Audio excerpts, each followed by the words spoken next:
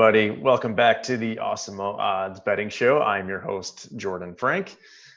Friday the 13th, boys. How are we feeling today? Ben Raza, of course, joining us. How you doing, man? I'm good. Yeah, happy Friday. We're getting there. Not bad. It's not the most. It's a little like dormant because bowl season hasn't begun just yet. We got a little week here, hiatus, but calm before the storm, I guess. That's for sure. And Nolan Kelly joining us as usual with his repeat appearances now. How you doing, man? What's going on? Bowl season, man. I can't wait. 20th it starts. Buffalo, Charlotte. I'm sure Ben's got some hot takes. Of course. Oh, Ben is all over that game. On bowls. How are they? Like that's, how bad you have to be if you don't make a bowl game this year. It's pretty sad. I can't get over how many there are. They're like Quick Lane, Tostitos, Military Bowl or something. Like it's ridiculous at this point. But how much money do we need to pull together to get an Awesemo bowl game? You think it's that much money? See, that's an idea. I love it. It's probably doable, awesome. Right? Like anybody can get one. Sponsors. The Bad Boys like Lawnmower Bowl. They have crazy bowl names. They do. Anybody can get one. Rose Bowl is going to be good this year, though. I like that. Oregon, Wisconsin. Ducks. Quack, quack, quack. And Michigan, Alabama. I'm just seeing some of these now. That'll be a blowout, but kind of fun, I guess. Yeah, man. I don't know. Well, we'll get there. We're going to talk about a lot of bowl games the next few weeks, I think. Ben, what do you think? Yeah. Absolutely. For sure. Before we get too into it, I do want to mention our sponsor here real quick. It is EV Analytics. If you're looking for real-time odds, betting stats, all the betting data you can need, make sure to check out our partner, EV Analytics. They do also have odds hosted on our site. So if you're on our site doing research, need to look at some odds, make sure to check out the live odds on the Awesemo site. Also, there's a lot of betting resources on our site. If you're in New Jersey, Indiana, Pennsylvania, West Virginia, make sure to check out those resources as well. We can hook you up, get you to your favorite sports book. Just make sure to check out those pages. Boys, what did you think last night? Let's talk real quick, even though it was such a stinker. But last Thursday night game of the year, Ben, did you have any position on this game? You and I were talking a little bit beforehand about it. No, so actually I shouldn't. I could complain. I won't too much because I did take one small position live, and I actually won by the hook. I got the Jets at 21.5, but nothing too serious. My whole plan was to buy it at 21.5 and then middle it. I had opportunities, and I would have obviously middled it. It landed on 21, and then I just never bought back on the Ravens. That was kind of annoying. There was so many ridiculous. The Jets missed an extra point to go down 22. Then they got a false start after they scored, and I figured they wouldn't go for two. Still, they did. They got it. Oh. It was but showdown was a disaster. But did you end up taking – we were talking beforehand. We said it was a lot of points, but it was trending towards the Ravens. Did you take a stab with Baltimore? I did. So, yeah, there you go. We talked through the kind of the reasoning and the game theory. So what we're talking about is more of the contest, arena where you have stale lines. And we've talked about this on the show. So in one contest that we were talking about, Nolan, the line was 14.5. Damn. And so you're getting 2.5 free points. But, Ben and I were talking, and Nolan, I'm curious to get your thoughts. Like, there's different values associated with points as you get higher up on the scale, right? Like at some point, like 2 points doesn't make as much of a difference as it would if it's, from like 5.5 to 7.5, obviously. But, we were able to get off a key number from 17 to go down to 14.5. And I'll tell you, Ben, I never felt comfortable. I thought we were getting backdoored 100%. As soon as the Jets got that 2-point conversion that you referenced where they had the penalty, they were down 21. I'm like, oh, they're for sure going to backdoor it now. Like, I couldn't believe what was happening in the game. I mean, did you watch it, Nolan? Because it was a game that both teams, I thought, could have made a case for. Like, the Ravens could have won by like 60. But I also thought the Jets left. Darnold threw a horrible interception. They were driving the ball, but then they ultimately did score on a blocked punt, even though – on the previous thing, I thought it hit that guy. I know I'm just referencing random plays. Me too. It was a weird game where I thought both teams could have been certainly in different positions. Yeah, it certainly felt that way. It's funny because I'm actually in the same boat as you. I have a weekly pick'em pool. Then the lines come out on Monday, so I was getting the same thing, and it was just like, well, I mean, I know these points aren't a huge deal, but I'll take the extra 2.5 points or whatever and it worked out. So. Yeah, I bet the play that you're referencing is the punt that I mean, it seemed pretty evident that it hit him, hit the Ravens guy. Yeah. I don't, and they were taking, again, I know it was just a random game. It felt like there were multiple plays where I was like, oh yeah, that's pretty close. Not, just 1 second confirmations. Just, oh yeah, like this is good. The Hollywood Brown touchdown. I think ultimately they were right, but my God. So yeah, it was just a weird game. I was certainly lucky to weasel out, but at the same time, it also felt like the Jets were inevitably going to backdoor all the Ravens backers. Yeah, I felt like we got out with a miracle there to actually cover that line, because as soon as it got to 21, I mean, the Ravens were up, was it 42-13? And I still was like, oh, they could be up by 50, like you said, or it could be, like, it could actually have been like a 7-point game. Yep. And just a wild kind of outcome. I mean, I don't think the Jets ever could have won this game, but they were hanging around. They were only down a touchdown, relatively late into the first quarter. But I guess we kind of digress. We've talked a lot about a game that, in the grand scheme of things, doesn't have a big impact. Looks like the Ravens are going to get the 1 seed. They got the inside track there, so that's certainly something to monitor. Yeah, especially after the Patriots lose the Bengals this week. Ah, look at that. Hey, first pick right there, money line Bengals. Nice one, Nolan. Plus 400. Yeah, that's good. Good value. I actually did bet Cincinnati. Yeah. You take the money line? I took them just once in like a big parlay. I usually do like a $2 parlay for massive money, and then for like a bunch of them, and then but yeah, I've got that's one of my picks today for sure. Maybe we'll see. Oh, nice. Well, why don't we transition into our picks for week 15 ahead? Nolan, you want to start with your first pick? Sure, I'll start. I'm going to start with a different game though. This is my smooth Jimmy Apollo lock of the week, and I'm confident on this one. Irrationally confident. What could go wrong? I know, right? I'm going to take the 5-8 LA Chargers plus 1.5 points at home to the Minnesota Vikings. I think they should actually be favored in this one. Minnesota coming off a little cross-country trip, maybe a little banged up with Adam Thielen. The Chargers are finally getting healthy. Like that whole team, they got Derwin James back. Their defense is healthy. Their offense, they just have tons of weapons. From a Pythagorean win expectation standpoint, they are 3 wins shy of what they should be. And the Vikings are overperforming their win total. Vikings away, outdoors as well. Chargers, part of that reason that the Chargers have been so bad and unlucky is their fumble recovery rate. They have had the second worst fumble luck in the entire NFL. Vikings have had the 3rd best fumble luck in the entire NFL. So 60% of their fumbles they're recovering, and Chargers only recovering 40% of theirs. So it's a difference of -7 right now for the Chargers in terms of turnovers. So give me the Chargers here. I think they're actually a better team, even though the records don't indicate it. Wow. And sharp money as well, I believe. That's something I noticed. What do you call it? Yeah. All the sharp money's on the Chargers. Yeah, the spread is dropping. Yeah. I caught a bad number on this because I'm on the other side of the game, but that's neither here nor there.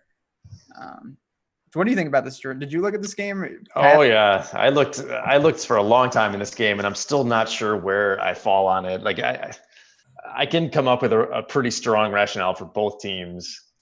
So I mean, it's probably a stay away for me. I think as of right now. I mean, one factor to consider is that I know, because I've been to the stadium, that it's going to be, I don't know, like 50% Vikings fans, if not more than that. Yeah. Like they have 0 home field advantage, and it's not even 0. I mean, it's a negative. It's going to be so overwhelmingly Minnesota. What is that worth? I don't know, because I mean, theoretically, it should be 3 points, but it's hard to say when it truly is a road game. Yeah, absolutely. And I'm definitely worried about Phillip Rivers in this one, right? Like there's going to be some chance, but I like the way they're using their weapons now. Gordon, Eckler, Williams, Allen, Hunt, Henry, like that is a potent offense, and far more potent than I think the Vikings offense. And there's some talent on the defensive end too. So actually, like I've just been betting the money line on this and getting EV money. But yeah, I don't know. I think the Chargers roster is much more talented than the Vikings roster. Yeah, it's a total that I've been looking at too, because the Vikings secondary and kind of just their back end has been really bad all season. So there's definitely points to be had if Rivers can play like a pretty clean game. it's weird. Games like this are tough just because there's no doubt the Chargers roster is ridiculous, but they also just I know some of these guys have been hurt, Derwin James in particular. Just hasn't really materialized this year. And we'll see. The Vikings to me are almost kind of the opposite of that, where they're quietly playing good football. Much better at home. I will admit that they haven't lost at home this year, not as stellar on the road. We'll see the other part. And like I said, if I had to take this game, I would be on the Vikings side of it. I don't know if people are overreacting, and we'll get into this with my first pick, how bad the Jaguars are. Like, yes, the Chargers looked good last week. The Jaguars are, I think, clearly the worst team in the league right now. They've just quit, and I'll go on a little rant in a second when we get to that. But that's my one concern. Just I don't know how good the Chargers really looked last week, or if it was a product of who they played. I think you bring up a good point, and that's I know which side you're referring to because I do like that side, and that is one of my picks today, Ben. I don't know if you want to just kind of go into that now, and then I can chime in. But yeah, like fading Jacksonville has been very profitable the last 3-4 weeks. It just seems like that team is either just mailed it in, they're the worst team. It's some combination. Going back to Minshew, like obviously didn't spark anything. I mean, he looked pretty bad last week. They are wildly, and yeah, I like the Raiders. 6.5 is a great number. I know they've been playing pretty bad. Technically, they're still alive. Last game in Oakland, and it doesn't even matter because Jacksonville right now, 5 straight games they've lost by 17 or more. 4 of them have just been demolitions. They lost by 35 last week. Gardner Minshew is horribly ineffective. Shark is now out. Their defensive line is competing with Carolina's for the worst in the league. Every single opposing running back has gutted them. Last week, Nolan just talked about this. Gordon and Eckler gutted them. So it was 2 guys. There's just really nothing. I know Fournette is going to get some work, but you know what? That's about it. And this offense is terrible. This defense is a mess. Obviously, no Jalen Ramsey anymore. There's not a lot to say. I think Oakland absolutely rolls Jacksonville at home in this last Oakland game. Yeah, it's one of my 3 picks, and I agree with everything you said. I think Oakland has looked really bad the last few weeks, but just going home, it's the last game there. It's a good spot to get right. Like you said, they are still in it, so there is the motivation. Obviously, we'd rather see Jacobs play, but I don't know if he's going to play. But I don't think it makes a difference at the end of the day. Like I'm comfortable laying the 6.5. I don't know if you said this stat, but the last 5 games, the Jags are allowing 34.8 points in those 5 games. And they can't stop the run, which is just even worse. Like, because when you can't stop the run like that, it's just you're gashed. And I don't know how they plan on doing that in Oakland. Jacobs plays, that's great. Even if it's Washington and a combination of whoever else they want to throw, they're going to run the ball effectively. If Minshew has to throw to play catch up with Dede Westbrook and Keelan Cole, I feel pretty comfortable letting that trying to beat me. Yeah. Nolan, what do you think about this game? Yeah, no, I'm with you guys. I'm with you. I like as well. Like it seems to still be stuck on that 6.5. So I would get it now because if it goes to 6, who cares? But if it goes to 7, then that's pretty big. So if you're feeling this one, I'd bet it pretty quick. Jags are just awful. So I actually thought about this one as well, and I don't know. Look, the Raiders, they're not as bad as I thought they were this year, and I feel like they got a little spark, and defense isn't terrible sometimes. Like, they're just, I don't know. Jags are terrible. Oakland's at home. Like, seems like a good value bet for sure. And the last thing I'll say too is if you look at who Jacksonville has been destroyed by, it's not like they played like the Niners, the Saints. They've been playing mediocre teams, and they've just been getting absolutely dusted. So it's not a product of their schedule either. Oh yeah, there's no doubt about it. I was on them for 1 or 2 of those games where it just got out of hand so quickly, and I bet them last week. Disgraceful. Can't go back to the well. That team is so dusted. They're so done. I just can't back them on the road here. Like, I'm surprised this line hasn't moved though, which I guess gives me some not pause, but some issue, I guess. Like, I do want to see where this line ends up, but I think if you like Oakland, you got to bet it now because that could go to 7, like you said, Nolan. Yeah. Let me get so that was also my pick. So why don't I snake it back here? I'm gonna go with the Steelers at home. Is that one of yours? Yeah, that's my next pick. And Chad. Like, so, Wow, I'm kind of leaning the other way on this one. I'm interested. All right, good. Well, at least we have some disagreement. So I want to see what number we have because I didn't have it in it's front of me. dropping. Do we have 2 or 2.5? We have 2. Okay. I see 1 on my, just for the record, I line shop that because I have Steelers -1 on my screen. Yes, it is dropping, which definitely is concerning, but I'm going to stand firm in that I like this side. I like Pittsburgh at home. I want to fade Buffalo here in this spot. We saw last week when you get pressure on Josh Allen, like he is just inaccurate and not a great quarterback, like most quarterbacks, right? Like it's hard when you have a lot of pressure in your face. The Ravens blitz more than any team in the league. The Steelers, I believe, are 5th or 6th in blitz percentage. So they saw what happened last week. They're going to bring the house against Buffalo. And the Pittsburgh defense is so underrated. We've talked about them on this show. Ever since Fitzpatrick came over, like that team, if you look at week 3 and on, I mean, they're a top 5 DVOA defense. We're still relying obviously on Duck Hodges and the offense scoring some points here against a good Buffalo defense. And there is a very low total. This total is 36, which is one of the lowest totals of the season. But like that line is dropping. Like Pittsburgh just essentially has to win this game. Like I'm hoping to lay only 1. I'm going to shop it around, like you said. But I just think this is a great spot for Pittsburgh at home. They're going to pressure Buffalo a lot and hopefully cause some turnovers. And I think they're going to win this game. Yeah, I'm with you. I mean, Buffalo's been incredibly impressive on the road. I think that's more smoke and mirrors than a product of them somehow being this like road juggernaut. And yeah, Pittsburgh's going to bring the blitz. Credit to Mike Tomlin because I don't really like this roster, especially on offense. I don't think Hodges is good. They are getting Connor back. They're getting a little healthier, but they really have kind of a formula going right now. And I think this type of game environment plays into that. If they were playing a capable offense that was going to force Pittsburgh to keep pace, I would be a lot more apprehensive. But this is exactly type of game that they want, a 21-17 type grind it out. I lean to the Steelers at home as well.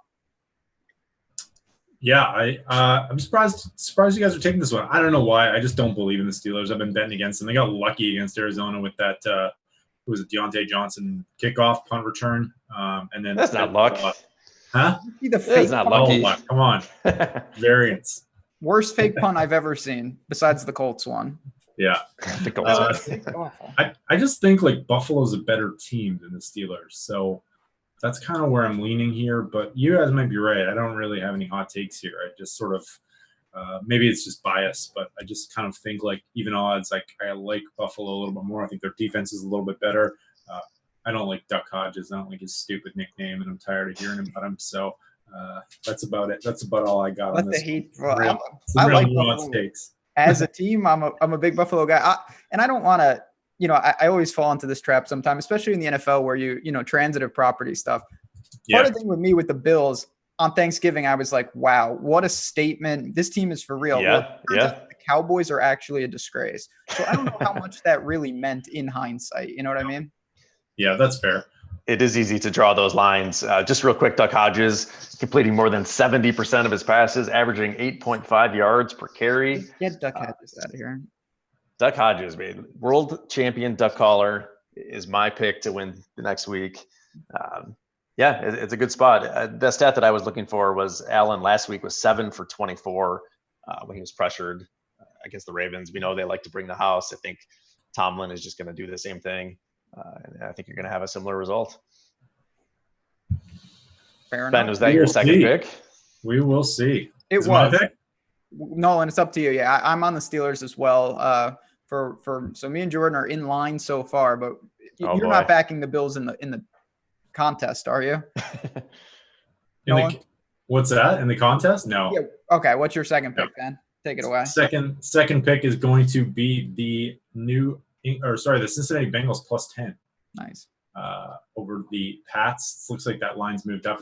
I think it opened at 9.5, and now it's at 10 or 10.5. I've seen it. I don't think the Bengals are as bad as their record indicates. They've lost some games because Ryan Finley was just terrible, was their starting quarterback. They also have a Pythagorean win expectation that is 3 games higher than what they should have, and that is with Ryan Finley at quarterback. I think that this New England Patriots offense is pretty abysmal in my opinion, and I've been fading the Pats for almost 4 or 5 weeks now, and the results have been great, and I'm just going to continue to do that. I feel like they've benefited from a lot of turnovers and a lot of defensive luck, and of course, it's Andy Dalton. If the Patriots D can score, then this game's a different story, and maybe we'll see the Pats D that we saw earlier on in the season. But here the last Pats 5 games, they got beaten down by the Ravens. They barely beat the Eagles, who we don't think are good. They barely beat the Cowboys, who also might suck. They got pummeled by the Texans, who just got pummeled by the Broncos, and they got beaten by the Chiefs in Foxborough. That's not so good. So I know the Bengals are bad, but Joe Mixon's going right now. I feel like they're starting to get in a little bit of a rhythm offensively. They've got 3 healthy wide receivers outside of AJ Green that aren't terrible. And I don't know. I just don't believe in the Pats, and I'm going to continue to fade them. I can't accurately talk about the Patriots just because they anger me too much. We'll see. I'm sure they'll win the game, but Dalton helps stabilize. I think the Bengals, it's hard to evaluate them because I don't think they would be this bad if they never went to Finley. You know what I mean? Yeah. So they're bad, but they're not that bad. This is more of a commentary on can the Pats, I don't think the Pats offense can put up enough points to beat the Bengals by 10. Could be proven wrong. That's famous last words when you're betting against them. But for me, it just comes down to what's this defense going to be able to do. If the defense is going to score like it has been, then yeah, sure, they're going to cover. But if not, then I think the Bengals got a legit shot here. Yeah, I feel like everybody's waiting for this Patriots game where they just explode, like the offense gets right. Like I thought it was going to be last week against the Chiefs. Like everyone's been saying, when is the offense going to get right? They don't have any their offensive weapons are awful. Yeah. No, I just feel like it's been like that for years, though. It has been. You're right. It's been like Edelman and, but I mean, I guess a hobbled Gronk, and they just seem to be doing things differently last year as well. They really featured James White, and now that just seems to go in and out. And I haven't been impressed with Sonny Michel so far. Maybe the offensive line suffered a bit of a downgrade with Trent Brown out. So that's just kind of my yeah. But I think it was the Chiefs game where they were showing that they were doubling Edelman, right? Like they bracket Edelman, and then they would put a safety or corner on James White. Yeah. And essentially, you're taking away arguably their only 2 weapons, right? There's not a lot of options for Brady after that. Yeah, exactly. No, it's true. They have no tight ends. Sanu, I'm not gonna say he hasn't worked out, but at the same time, he hasn't worked out. N'Keal Harry, 2nd round pick for him. Oof. There's just not that much. Give up a 2nd rounder. Yeah. What is he signed through? Wow, I didn't realize it was that high. They're just take Manny Sanders for a 5th, man. Manny Sanders. Yeah, that's working out pretty well. Yeah, well, that's actually a perfect segue. That's my last game. Oh, here we go. All right, let's hear Falcons plus 10.5, right, Ben? That's right. Falcons, the old dirty birds. I mean, this is just a situation of, that was a Pirate victory in my mind against the Saints. They won that game, but they came out of it extremely wounded. Guys are falling apart all over the Niners team, so we'll have to keep an eye on individual statuses as we get closer to Sunday. But man, incredible win. I don't understand how they won that game, but that's neither here nor there. Just coming home, yes, they should beat this Falcons team who are also banged up, but at the same time, I think it'll be closer than people do, and it's a product of just the Niners in a bad letdown spot. So I think Atlanta will be able to move the ball, pending they can keep Matt Ryan upright. I worry about that. 9 sacks when they were in the Superdome is scary, but if they can do that, I think they'll do enough to keep this at least respectable, and 10.5 points, good number for me. So I'm rolling with the Falcons. Yeah, Nolan, what do you think? Yeah, no, I'm right there with you. That's also popping as some reverse line movement as well. So I like the Falcons plus the points here. I think it's San Fran can blow anyone out. But they're coming off a big game back home. I think Atlanta's a little bit underrated as well, and I got no doubt that they can keep this one close. So I'm right there with you, Ben. Yeah, I think it's too many points. It's clearly an overreaction to the win last week. I don't think this should be a double-digit spread. And like you said, Ben, like I mean, they're especially on the defensive side. I mean, they're losing guys left and right. Every update I see is guys are out for multiple weeks, like key guys. Like they're really hurt on the defensive end. That's a total too that I've been looking at, and that total keeps going up. Yeah, Sherman. Do we know about Sherman and who else was injured? Weston Richburg, their center. They lost multiple guys. Multiple levels. And to be honest, I don't know the exact statuses of all of them, but I do know that they are hobbled to an extent. Even guys that are playing, like Kittle, he's amazing. He's going to play.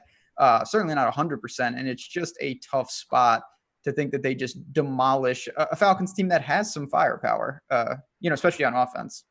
Yeah, so we got Jaquiski Tart is questionable. I don't have an update on him on practicing. I don't think he's practicing. Richard Sherman did not practice yesterday. D Ford questionable, didn't practice on Wednesday. So and K1 Williams as well had a concussion, didn't practice. So those are some key like if you're missing two of your starting cornerbacks and starting defensive ends, you go along with your starting safety. That's pretty huge. So, I think you're probably going to want to get on this pretty quickly. I'm guessing that they're not going to rush to play Sherman back. Like, I don't think that they're going to want to rush these guys back in a game where they're favored by 10.5, and they probably think they can win without them. Yep. Julio Jones, DFS play. Oh, I love it, man. I love it. No one's going there. Yeah, no ownership on him. No Ridley. Just think about it. But yeah, that's my last pick. Like I said, I think they can stay at least close.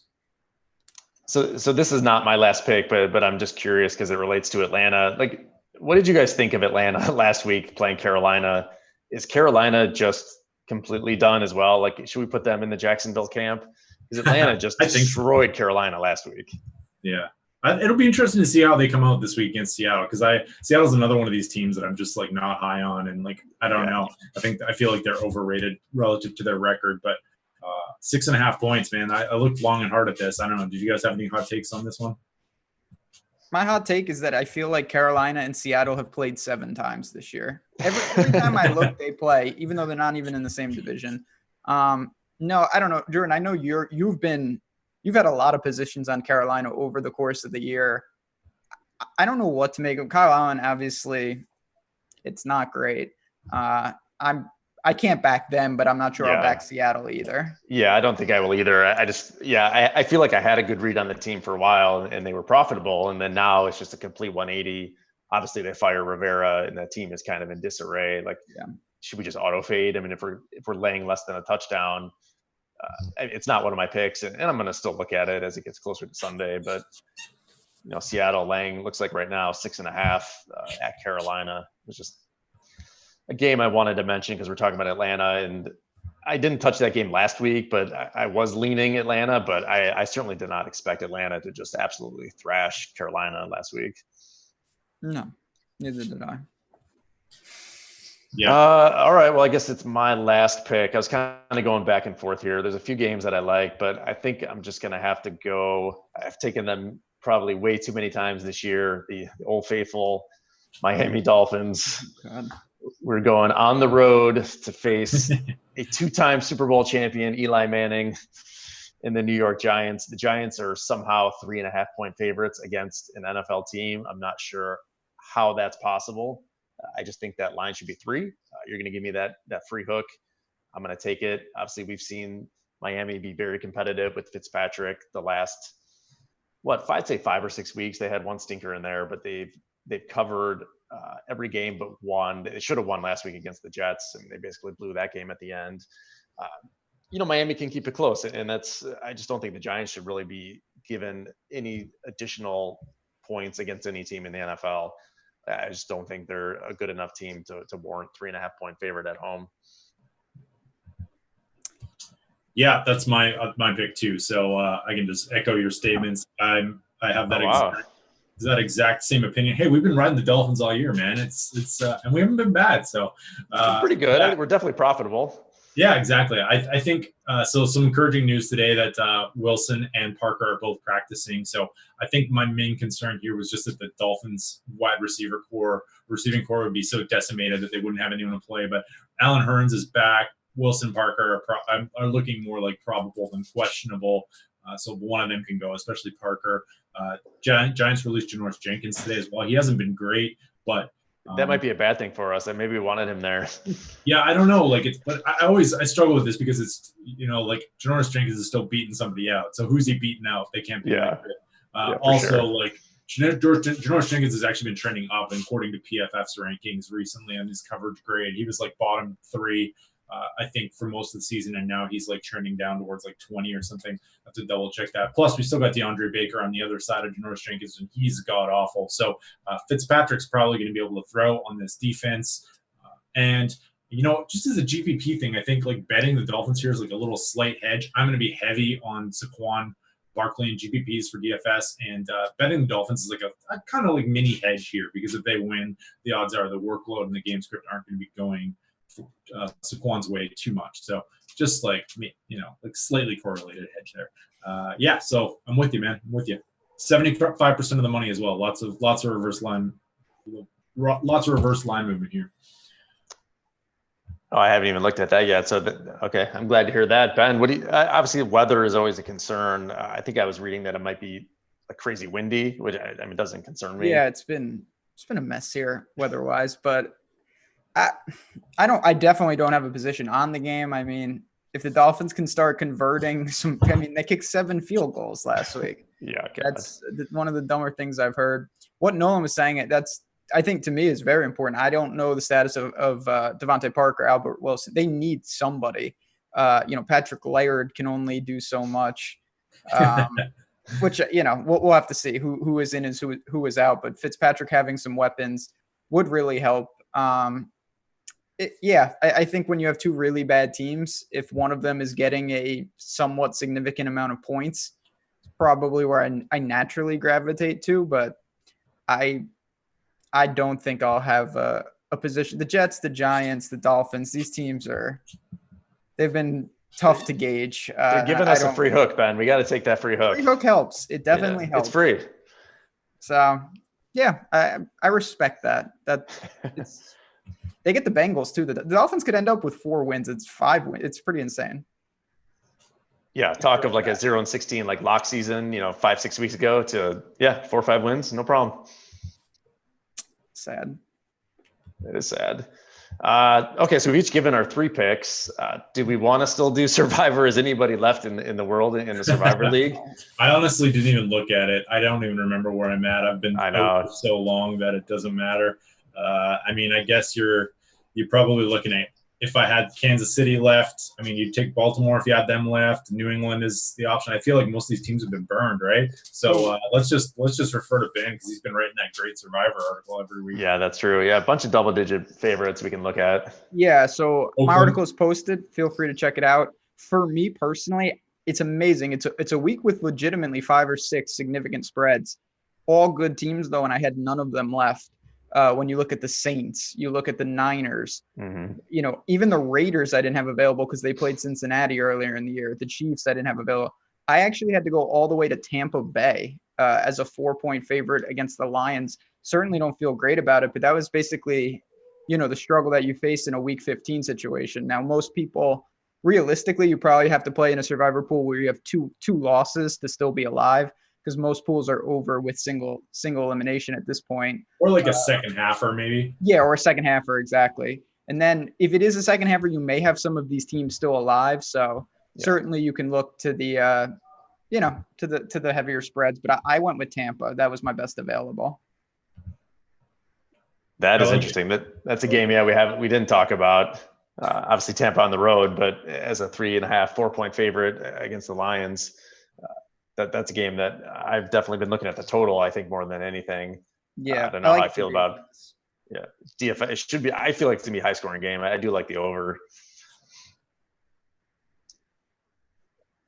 Any other games that jumped out to you guys? Do you want to talk about, how about Rams Cowboys? Like that's a game that a lot of people have an opinion on. I would love to hear your guys' opinions on it, because I cannot figure that one out. Looks like the money is moving pretty heavily towards the Rams, though, eh? Yeah, exactly. I have an opinion on it. Ben, do you want to give your thoughts? Sure. It's not a game that I put in a target, mostly because, and I'm not going to say they're not trying and they'd love to win, but like the Cowboys really don't. At this point, they just need to beat the Eagles and beat the Redskins, and they're in. It's hard to back a team like that, especially the Rams are playing pretty well.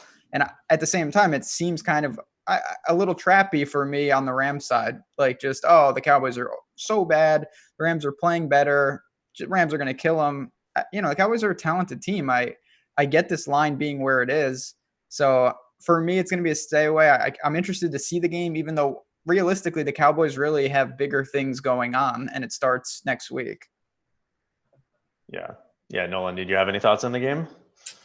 No, I don't know what to do with it. Like, it's tough. That's fair. I actually think Dallas is better than the record, but the Rams, man, you watch the Rams the last couple of weeks, and like it just looks like they're back. Like the misdirection, Seattle was just like completely stunned at how to stop it. And like I was watching that game, like how do you stop some of this stuff, right? Like they've got 3 different ways that ball could go on every single play, and it was just like it felt like the Rams of old, and it felt like maybe the offensive line struggles are starting to put them behind them. And like, this is an offense that I want to bet on going forward.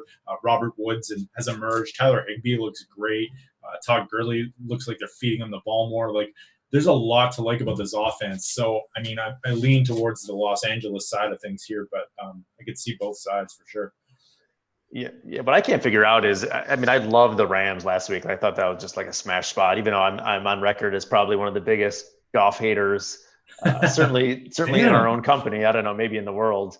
But I don't understand, like the usage for Kupp and for Cooks is just non-existent right now. And I'm not sure what is going on there. Like I have a lot of shares of Cooper Kupp in season long, and I kept playing them in DFS, and I just don't know. I don't know if you guys have any thoughts, kind of like what the offense looked great last week. I don't want to question what they did last week, but I'm not sure what's going on with the usage. They've definitely gotten away from their 11 personnel like 98% of the time. Like previous to the Higbee news, they were also working in Josh Reynolds as well. I don't know if Cooks just isn't 100%. The Kupp thing, the Kupp like 30% snap count or whatever it was at last week just seems like a total mystery. I don't know why that's happening, and I don't know if it's because they're just changing their offense around. That could be a reason, or maybe like Kupp's got an injury. Like, I don't know. Yeah, Benny, have you been any thoughts on that? Like, what are they doing? No, I don't. See, this is the thing with obviously both in a DFS standpoint and just life. Sean McVay, I think he's a smart coach. I also think that sometimes he might be a little too smart for his own good. But maybe he's doing things that I just don't understand. That's very possible. I just don't know these radical terms of, the snap counts and things. I guess he's searching for something, and he's had some success here and there, but I don't really get it. And when I can't conceptually grasp how a team is even going to attack, I have a trouble really backing them, just because I don't even know what the Rams game plan is going to be. Fair. Yeah. Hey, some news here as well. DJ Chark out. So definitely bet that Raiders line now. I could have done a whole show just complaining about the Jaguars. They are so bad. It's amazing. Not that long ago, I can say should have made the Super Bowl. Like with 2 years, right? 2 years ago. Yep. They should have won that game. Yes, they should have. No doubt about it. And now look at them. It's crazy how quickly defenses can change, right? Like it looked like that was going to be a 5-year defense, and it was a 1.5-year defense. Yeah, it was 2.5-hour defense. Yeah, right. They couldn't even get through that game. Yeah. Bortles started bortling, and then the Patriots just came back, and it was over. So sad. It's so sad. Any other games you guys want to hit on for this weekend that you were looking at? We got a few more minutes here before we jump to the Yahoo show. I mean, I have some real sick stuff to talk about. I don't know if we want to employ that. Oh, I'm always on board for that. Nolan, is there any other NFL games you wanted to hit on real quick? No, I'm good, man. I just want to sit back and listen to Ben tell me who to bet on college football. So whatever. I will have, there is Army Navy, and that game is always, it's difficult I think it's difficult to bet, kind of throw stats out the window and whatnot. But I will say that there's always a but. There's always a but. In addition, there are games tonight in the FCS, which is, in college basketball, it's all one. In college football, it's split. So like North Dakota State, which is where Carson Wentz came from, and multiple other guys, they just dominate each and every year. There are games tonight, and there is one team that I have seen, shockingly enough, that I will be backing, and it's Montana State. They're at home tonight against Austin Peay, who in a separate world, I've been betting Austin Peay in basketball with excellent success. They're a great team. In football, I really don't know a ton about them, but Montana State in the cold, they run the ball very consistency. I like the number. And honestly, the way they run the FCS playoffs, it's a lot of teams make it. It's almost like a pseudo March Madness. They play down bracket style. These teams are at home.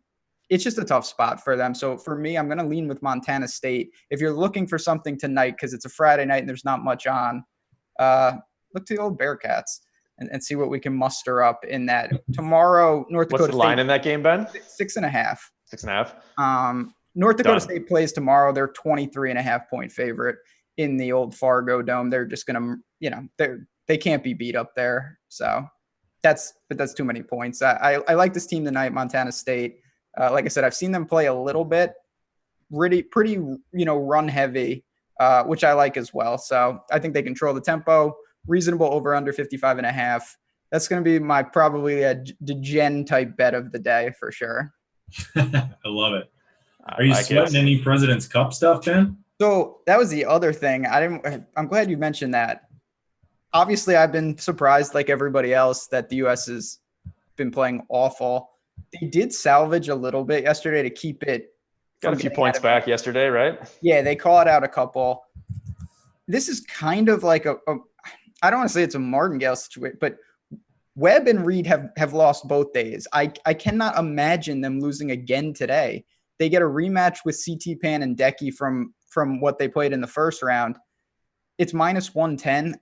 I have to back Reed and Webb again. I just think they're too good to lose 3 days in a row. That would be truly shocking.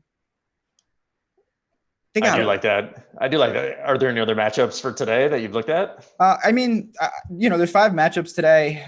The Benny On and Adam Scott are the favorites in theirs for the international team.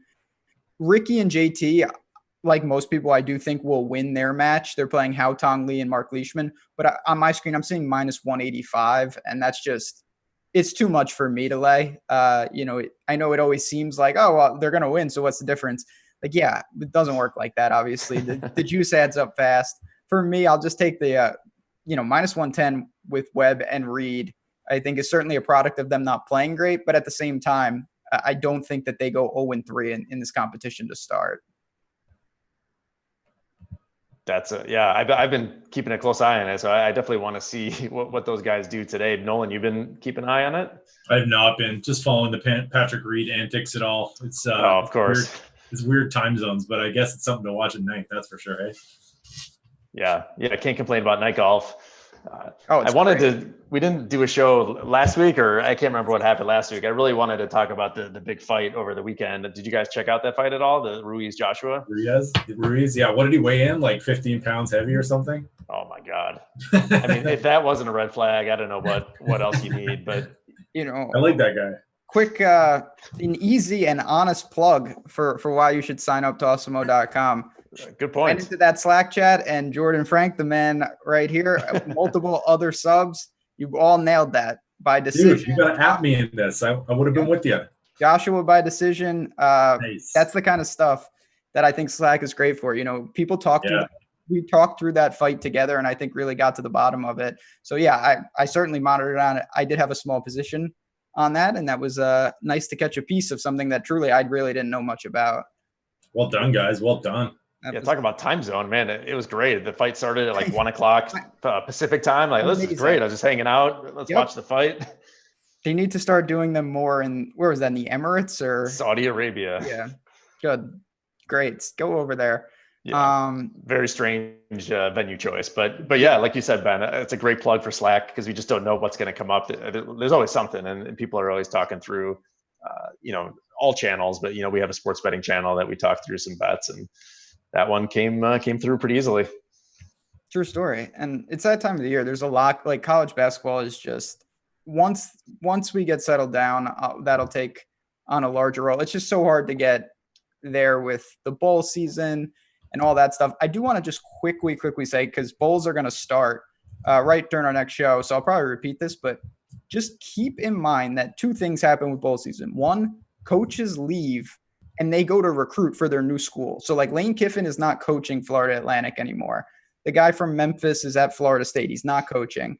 That does have an impact. And then there are going to be some players, I don't think a lot, that prepare for the draft, like Christian McCaffrey did, like Fournette did. So just make sure that you know the personnel before you make these wagers. It's not going to be every bowl. It's not going to be most, but there will be some major guys. A.J. Dillon's already done it. C.J. Henderson for Florida is gone, who do sit out for these games. Yeah, that's such a good point. Like motivation, it can be hard to drill down and figure out who's motivated, but it's such a integral part of betting on bowl games. Yes. Yeah, like Bama, for them, they haven't never been in the playoffs. I don't know. Prime example. Like, I don't know who's going to play for them, and we'll have to wait and see. Yeah, exactly. Great example. Like, who knows what team is going to show up that day. Truth. Well, boys, I think we got to get going. Good luck to everybody this weekend. Nolan, you are coming up next with the Yahoo NFL Strategy Show with Alex himself, right? You bet. Coming to us live from Miami, Florida at the DraftKings Live Final. Very exciting. The three of us are clearly not there. Next year. Group trip. Yeah, let's do it. Also, I'd just like to point out that the Ryder Cup is in Milwaukee 2020. Yeah. And I will be possibly living in Milwaukee. Oh, wow. So, if you guys want to maybe pop on and I'm in. Head on down. I got a spare bedroom. We're just going to be loading it up and heading on up. Wow. That's beautiful. The U.S. Open is in Winged Foot, which is like literally in my backyard. Oh, that's amazing. You got to go there, right? I will be there. They will drag. Awesome. I don't leave my apartment for feels like years at a time. I will go outside for that one. I like it. Yeah, Ryder Cup, that would be amazing. I went when it was in the Chicago area. I don't remember when that was, maybe 4 years ago. Nice. Yeah. It was amazing. Such a cool experience to be at a golf tournament. Well, we Canadians, we cheer for Europe, so. I didn't even realize that. I don't know. Harsh.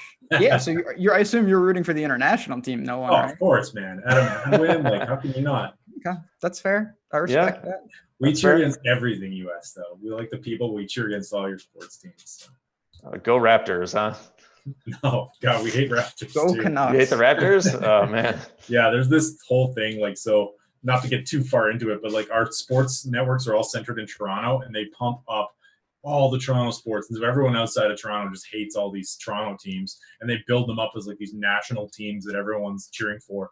Not a person was watching the Raptors outside of Toronto. It's just absurd. So that's funny. Yeah, from here, it seems like the whole country was behind that team. It's nonsense. They have these like live viewing parties in Saskatoon, and there were like 8 people sitting there. No one cares, Toronto. No one. That's amazing. Yeah. That is some insight right there. I did not know that. I'm glad we figured that out. Yeah, there you go. Awesome. Well, we'll get going. Nolan, enjoy your show. Like I said, NFL Yahoo Strategy Show coming up next. And for us, we'll see you guys next week. We'll definitely get into some bowl games and some more NFL Week 16 next week. Good luck, everybody, and we'll see you next week.